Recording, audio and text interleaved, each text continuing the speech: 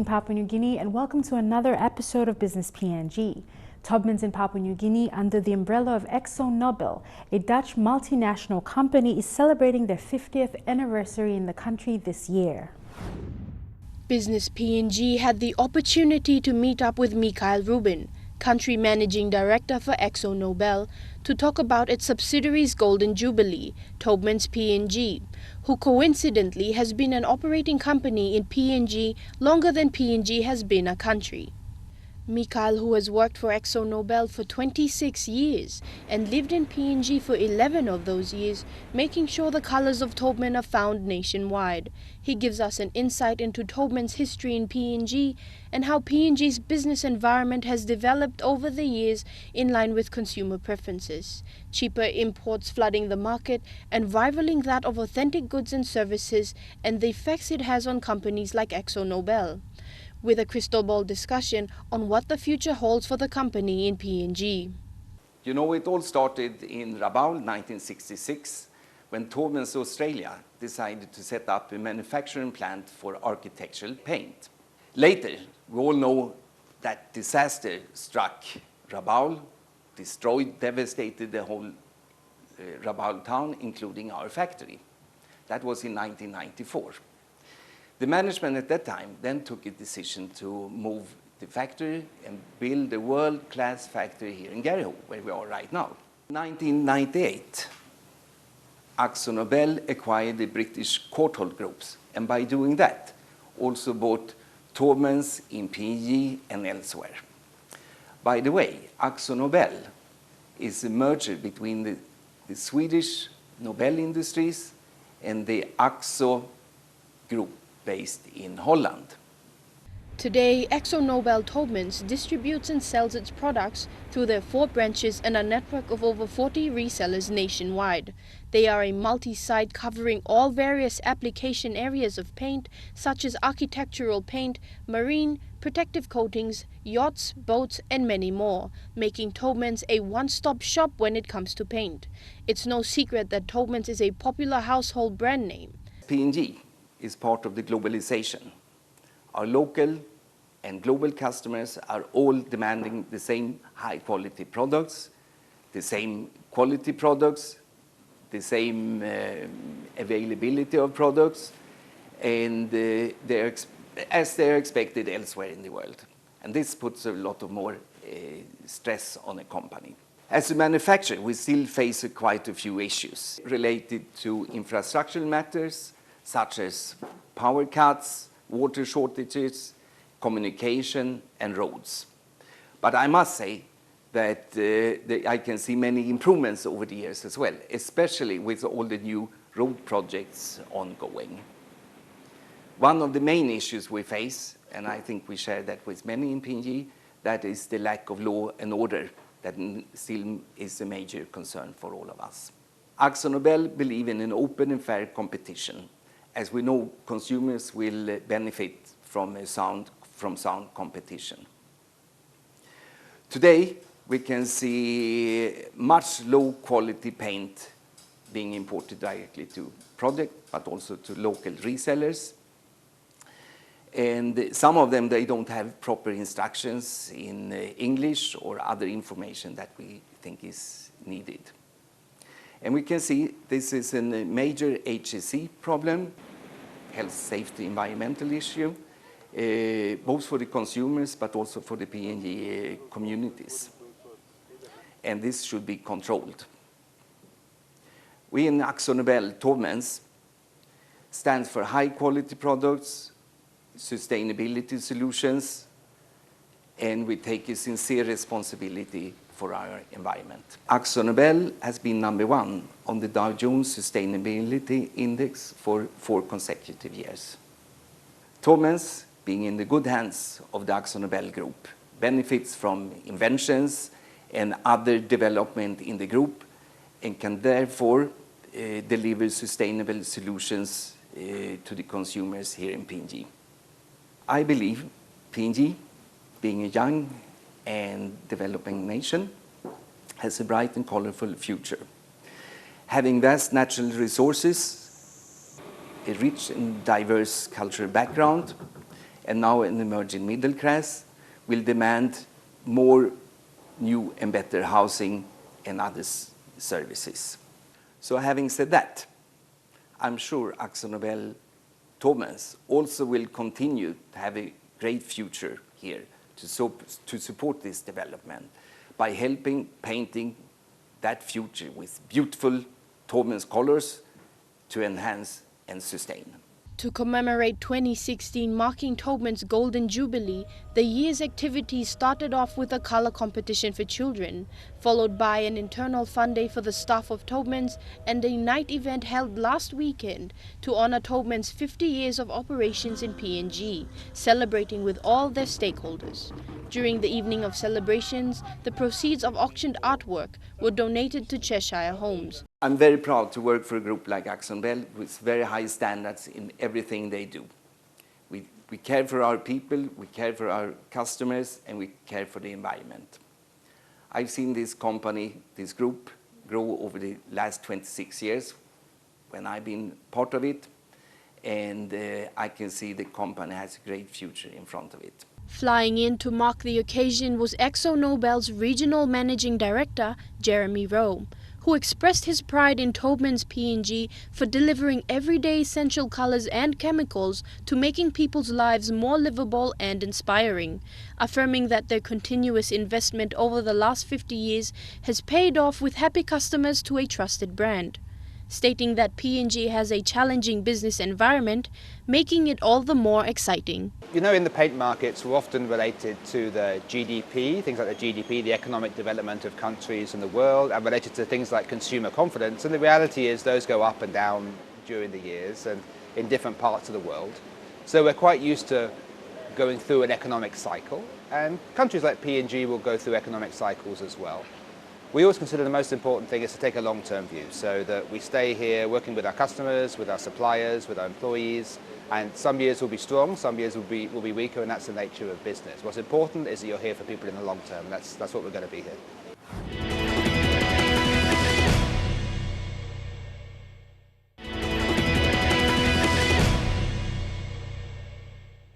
Welcome back. The Bank of Papua New Guinea's Financial Inclusion for All initiative has made its way to the Autonomous Region of Bougainville with the support of World Vision PNG. Recently, about a dozen people were trained with the objective of training people in the rural areas of the region. Financial inclusion, typically defined as the proportion of individuals and firms that use financial services, has become a subject of considerable interest among policymakers, researchers, and other stakeholders. The increased emphasis on financial inclusion reflects a growing realization of its potentially transformative power to accelerate development gains. Inclusive financial systems provide individuals with greater access to resources to meet their financial needs, such as savings, investing, capitalizing on business opportunities, and confronting economic shocks and crashes. According to a research carried out by the Bank of Papua New Guinea and the Institute of National Affairs, in the country, over 85% of the low-income population are living in rural areas and do not have access to formal financial services, such as a bank account or loan, and that most rural communities had no readily accessible financial services, and rural villages must often travel significant distances to access a bank branch or ATM.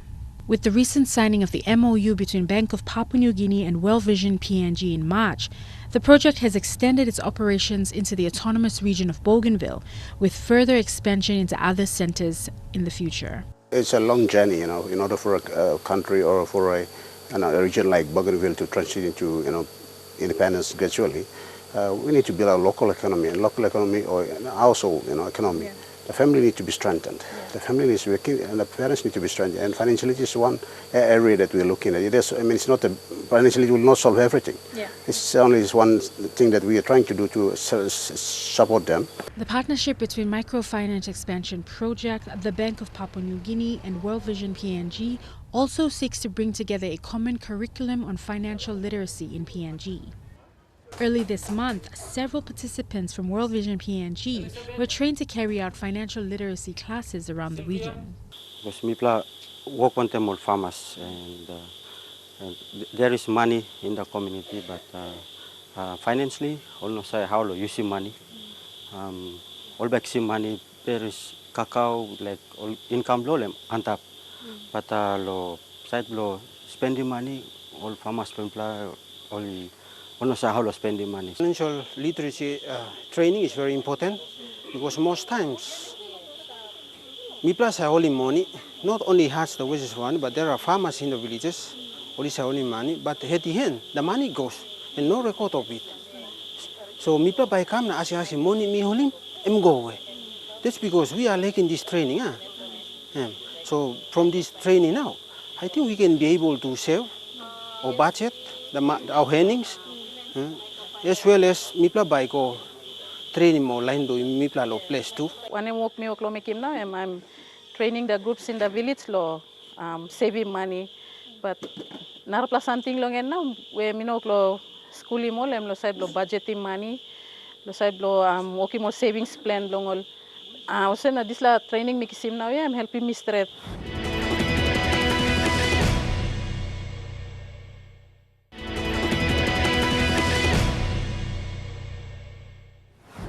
Enga province is setting a new benchmark in agriculture development by establishing the groundwork for the creation of a nucleus food production farm involving 320 local farmers.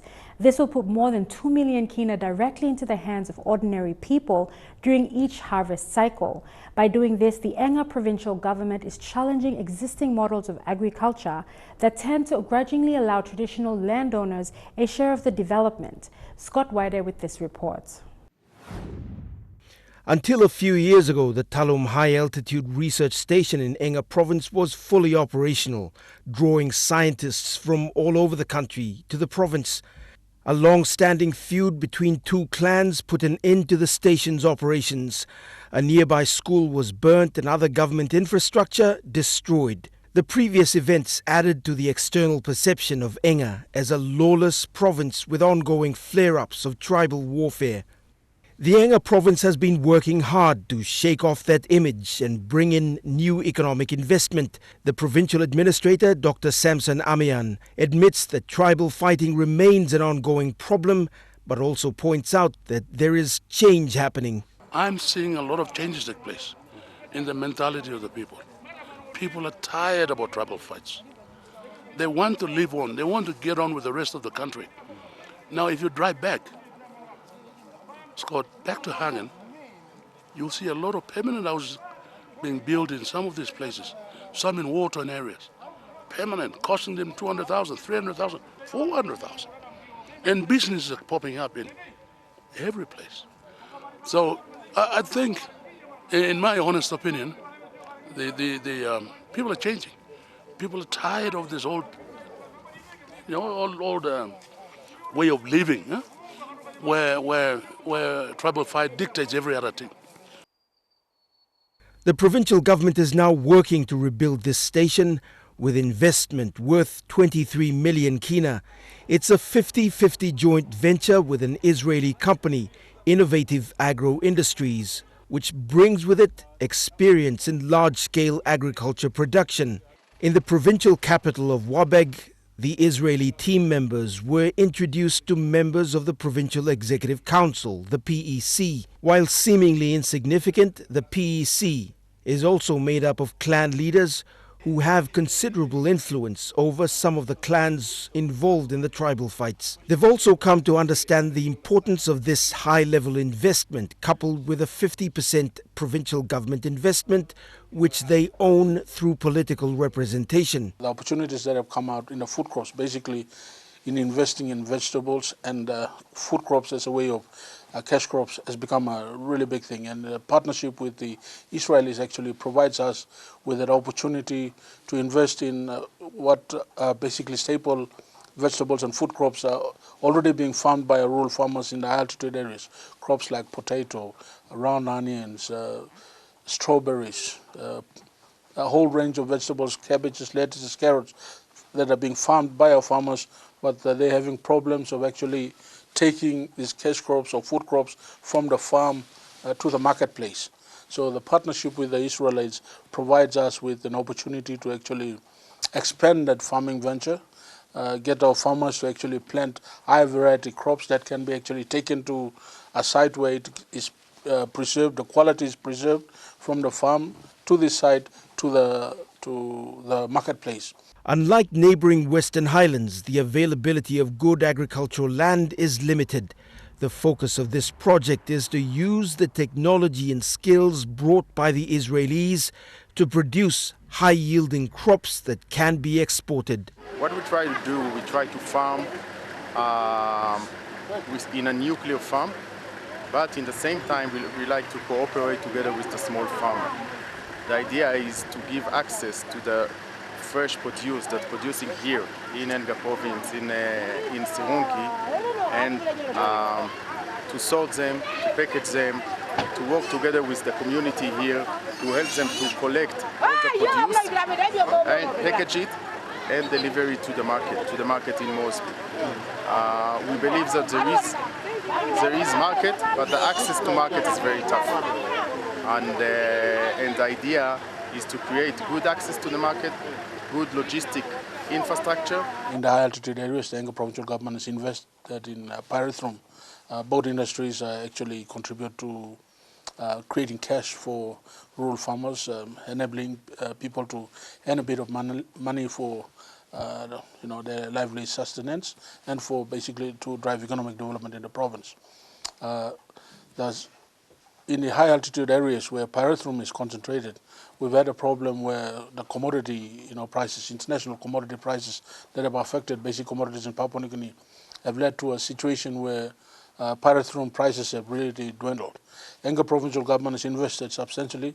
The only pyrethrum factory in Papua New Guinea is actually owned by the Enga provincial government based out of Agen.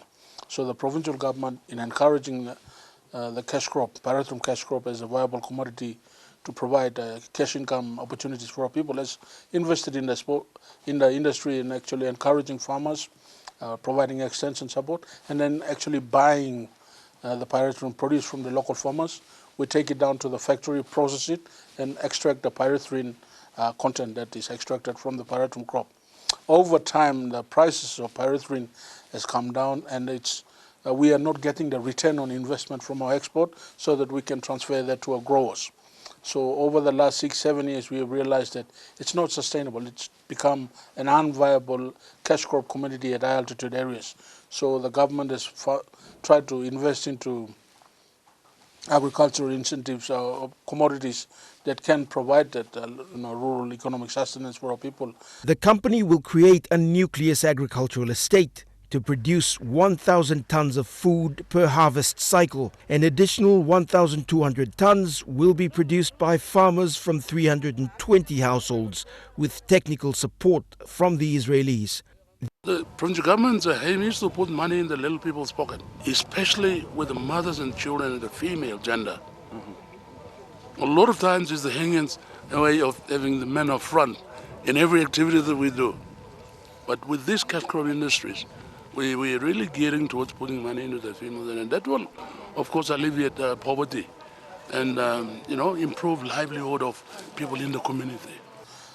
Per cycle, it's estimated that 320 farmers, smallholder farmers will plant that, providing an estimated 6,000 kina per cycle to each of the 320 households.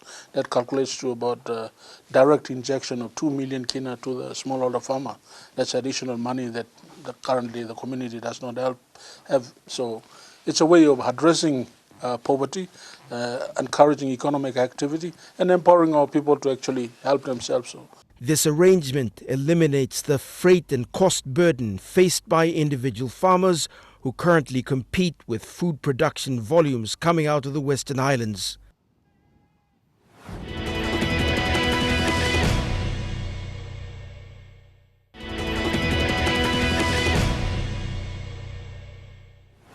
ADB says economic growth in Papua New Guinea will reach 4.3% in 2016, slowing to 2.4% in 2017. This was revealed in the Asian Development Bank's 2016 Asian Development Outlook. In recent years, Papua New Guinea has faced a strong economy, with the GDP growth rate rising to a high of 8.9% in 2011 after stagnating in the early 2000s, only to fall back in 2013 to around 5% and then rise again to more than 8.4% in 2014, according to the Central Bank of PNG. The production phase of the PNG LNG is now underway. However, global commodity prices have not been kind to our exports. GDP growth estimates for 2016 have varied widely, as well as declining over time as the reality of lower commodity prices sets in. In their 2015 Asian Development Outlook, the Asian Development Bank expected 15% growth in 2016, based on said LNG production. However, in their 2016 report, released recently, the outlook was more meager than expected.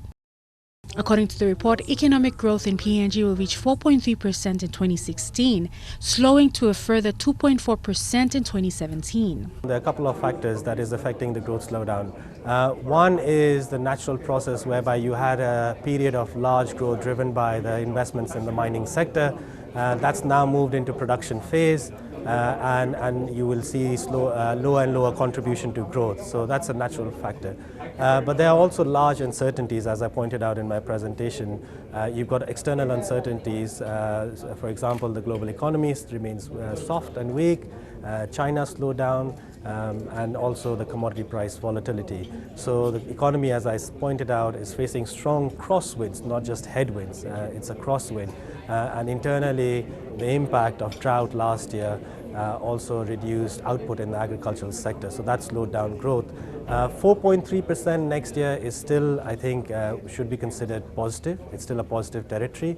But the trend is a slowdown in growth. Largely because the new projects that are in the pipeline haven't been factored yet into the growth projection. So if those projects come into pipeline, you will have a larger growth projection going forward. On a regional level, growth momentum has flagged across developing Asia since the global financial crisis, slowing across much of developing Asia as a result of the continued weak recovery in major industrial economies and softer growth prospects for the People's Republic of China. Factors that are affecting Papua New Guinea at the moment. One is the continued soft prices for oil.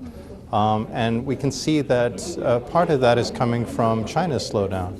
As China's growth has slowed, we've seen it having an impact on some commodities. So even if there's not that direct trade with China, the fact that China's slowdown is having an impact on global markets has spillovers for PNG. According to the ADB, policymakers in Asia and the Pacific need to recognize and respond with supportive policies to counter the slowdown in potential growth by increasing the region's productivity.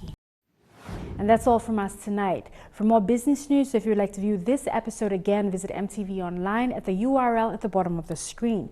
Or for up-to-the-minute business news and updates, like our page on Facebook or follow us on Twitter at BusinessPNG or on Tumblr. Until next week, have a pleasant evening. I'm Leanne Jarari, and this was Business PNG.